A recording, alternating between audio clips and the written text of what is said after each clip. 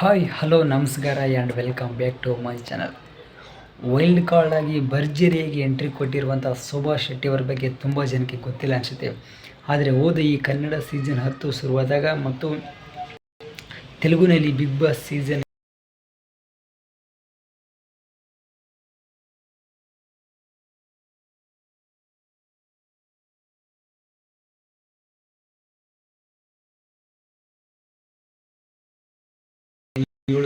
Big Boss season ಅಂದರೆ Telugu season 7 ಮುಗಿಸಿ big boss Kannada 11 ಸೀಸನಲ್ಲಿ ವೈಲ್ಡ್ ಕಾರ್ಡ್ ಆಗಿ ಎಂಟ್ರಿ ಕೊಟ್ಟಿದ್ದಾರೆ. ಇವಾಗ ಬಂದಿರುವ ಕಾನ್ಸೆಪ್ಟ್ ಏನಂದರೆ, ಆಮೇಲೆ ಈ ವೈಲ್ಡ್ ಕಾರ್ಡ್ ಆಗಿ ಎಂಟ್ರಿ ಕೊಟ್ಟಿರುವಂಥ ಶೋಭಾ ಶೆಟ್ಟಿ ಅವರು ಜನರ ಮನಸ್ಸನ್ನು ಗೆಲ್ತಾರ, ಆಟಗಳನ್ನು ಬಹು ಚಾಕಚಕ್ಯತೆಯಿಂದ ನಿರ್ವಹಿಸುತ್ತಾರ.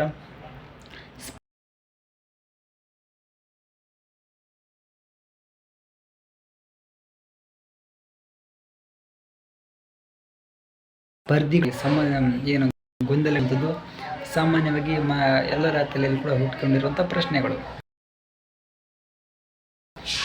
ಶೋಭಾ ಶೆಟ್ಟಿ ಅವರು ಏನು ಎಂಟ್ರಿ ಕೊಟ್ಟಿದ್ದಾರಲ್ಲ, ಈ ಬಿಗ್ ಬಾಸ್ ಇವರಿಗೆ ಹೊಸದಲ್ಲ ಅಂತ ಹೇಳ್ಬೋದು. ಯಾಕಂದರೆ ಕಳೆದ ಸೀಸನ್ ತೆಲುಗುನಲ್ಲಿ ತುಂಬ ವೈರಲ್ ಆಗಿ ಎಂತೆಂಥ ಘಟಾನುಘಟಿಗಳ ಸ್ಪರ್ಧಿಗಳ ಮುಂದೆ ಕೂಡ ತಮ್ಮ ಧ್ವನಿಯನ್ನು ಎತ್ತಿದ್ದಾರೆ. ಆಟವನ್ನು ಬಹು ಚಾಕಚಕ್ಯತೆಯಿಂದ ಆಡಿ ನಿರ್ವಹಿಸಿ ಗೆದ್ದಿದ್ದಾರೆ.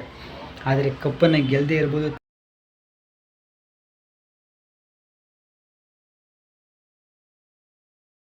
ತುಂಬ ಶುರುವಾಗೋದಕ್ಕಿಂತ ಮುಂಚೆನೂ ಕೂಡ ತೆಲುಗುನಲ್ಲಿ ಅವರು ಈ ಕಿರುತೆರೆಯಲ್ಲಿ ಅಂದರೆ ಕಾರ್ತಿಕ ದೀಪಂ ಎಂಬ ತೆಲುಗು ಸೀರಿಯಲ್ನಲ್ಲಿ ನಟಿಸಿ ಅಲ್ಲಿ ತುಂಬ ಜನರ ಮನಸ್ಸನ್ನು ಗೆದ್ದಿದ್ದಾರೆ.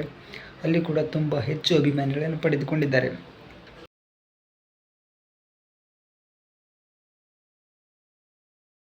ಯುವ ನಡಕ್ಕೆ ಎಂಟ್ರಿ ಕೊಟ್ಟಿರೋದು ಕೂಡ ಗೊತ್ತಾಗಿರುತ್ತೆ.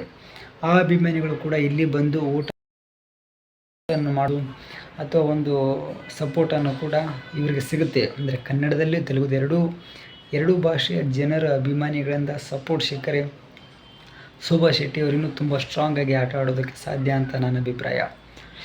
ನೋಡೋಣ, ಶೋಭಾ ಶೆಟ್ಟಿ ಅವರಿಗಂತೂ ಈ ಆಟ ಹೊಸದಲ್ಲ.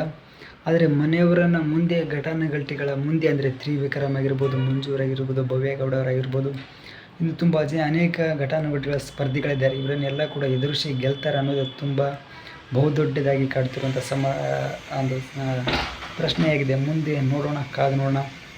ನಾನು ಕೂಡ ತುಂಬ ಆಶ್ಚರ್ಯಚಕಿತನಾಗಿ ಕಾಯ್ತಿದ್ದೇನೆ ಆಟ ಹೇಗಿರುತ್ತೆ ಅಂತ. ಇವಾಗಲೇ ಮಂಜು ಅವರ ಮುಂದೆ ವಾದ ವಿವಾದ ಕಿಡಿ ಹಚ್ಚಿಕೊಂಡು ಮನೆಯವರೆಲ್ಲರೂ ಕೂಡ ಗಾಬರಿಯಾಗಿ ನೋಡುವಂಥರ ಮಾಡಿದರು ಶೋಭಾ ಶೆಟ್ಟಿಯವರು. ಮುಂದೆ ನೋಡೋಣ ಇನ್ನು ಏನೇನು ಮಾಡ್ತಾರಂತೆ ಶೋಭಾ ಶೆಟ್ಟಿ ಅವರು.